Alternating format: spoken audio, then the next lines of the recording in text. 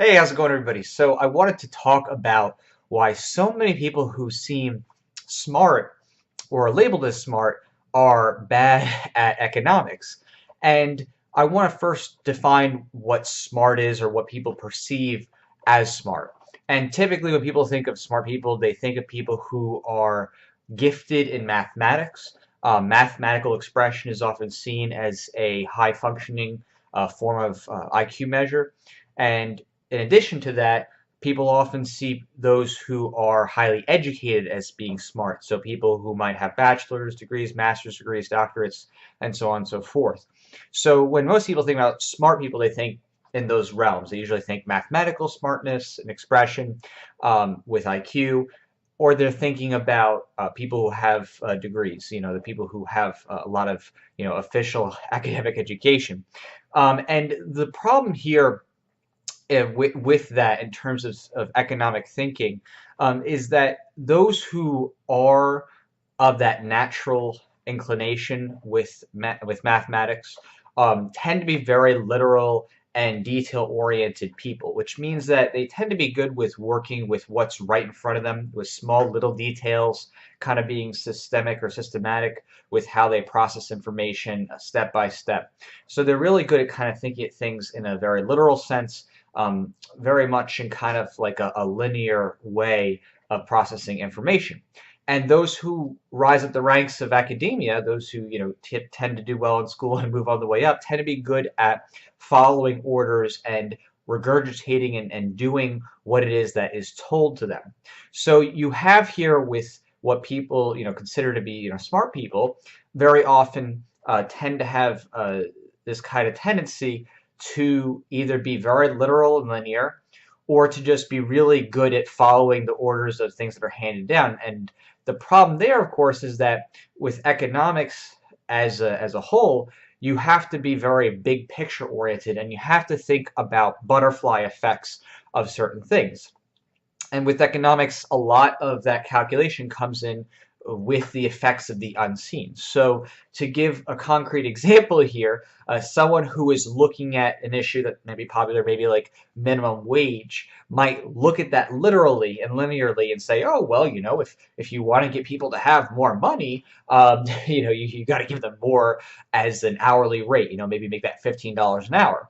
And so in that literal linear thinking, someone might be saying, okay, that's the way to kind of move forward people to have more money, is to make sure that they're getting paid that much.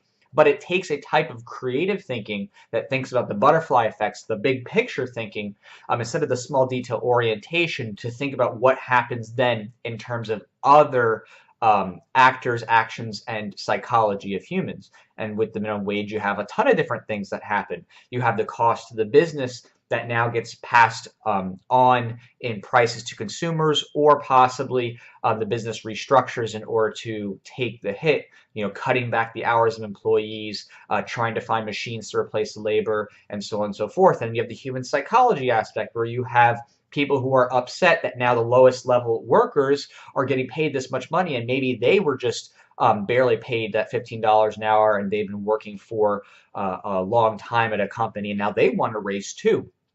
Or they might say, well, you know what? I don't want to do all this complicated technical work for 15 or 16 an hour. I want to, for that much money, I'll just go work at the lower end, the easy job, at the front end of customer service or whatever, and I'll make the same money with fewer responsibilities, or fewer managerial responsibilities.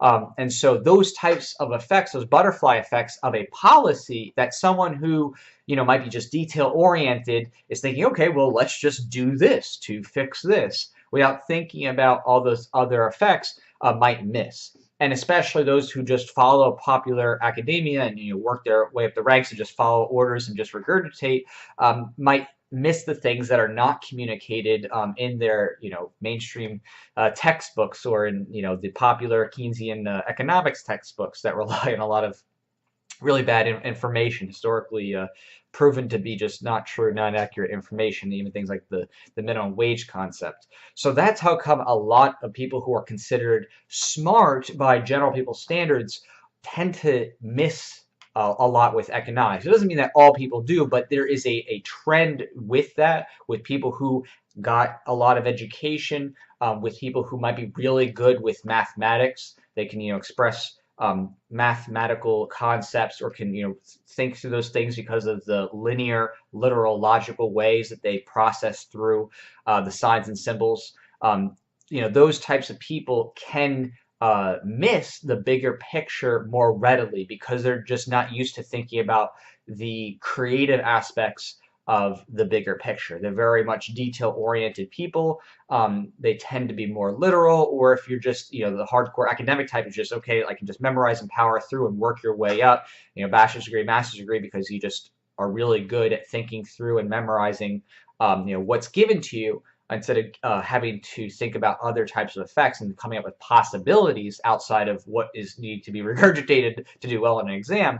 Well, then you might be missing some things, because of how diverse economic influences can be, and because how for every type of action there can be opposite reactions, almost like a law of physics or something like that, where you touch something, move something, then there's going to be an equal opposite reaction. But you have those kinds of things happening in the market as well, and you have to think about it from human psychology, not just simply, oh, okay, well, they're poor, so why don't we just print more money? Again, these kinds of things, you can't just say, okay, let's print money. You have to think about what happens psychologically with people. You have to think about what happens with you printing money, and how money is a communication tool, and whether there's wealth being created. Again, all these different types of big picture concepts are often missed in the calculations of those who tend to be more small picture, narrowly focused, detail oriented, looking at this, kind of the small little fine details, and thinking about the big, kind of systemic, stitching together a compositing of different global influences and psychological influences in the market, which tend to be more readily picked up by those who are NP types. If you follow Myers-Briggs, those types of people can pick up more of the nuances of human psychology than maybe the TJ types on their own. Those who are, thinking and judging, or maybe even FJ types, feeling and judging, who just kind of go with, what they feel, and kind of go in an orderly way. Those people who have been, I think, very key to advancing Austrian economics and understanding Austrian economics often fall in the P scale, NTPs, INTPs, ENTPs, and so on and so forth. So coming up and thinking about all those different types of effects. So hopefully that helps some of you are thinking about why it is that many people who seem smart, who are labeled as smart, might not be able to fully think through all the economic factors and influences of policies, because they're more finely tuned to just detail orientation, like the little picture of like this thing, and then what happens after that, not the other factors. Or people are just, again, used to just only being able to think about what it is that's handed to them so they can regurgitate it out for an exam. So I'll talk to y'all soon.